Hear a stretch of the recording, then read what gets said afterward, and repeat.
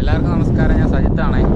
അപ്പോൾ ഞാനിപ്പോൾ നിൽക്കുന്നത് ഇടുക്കിയിലെ ചതുരംഗപ്പാറയിലാണ്.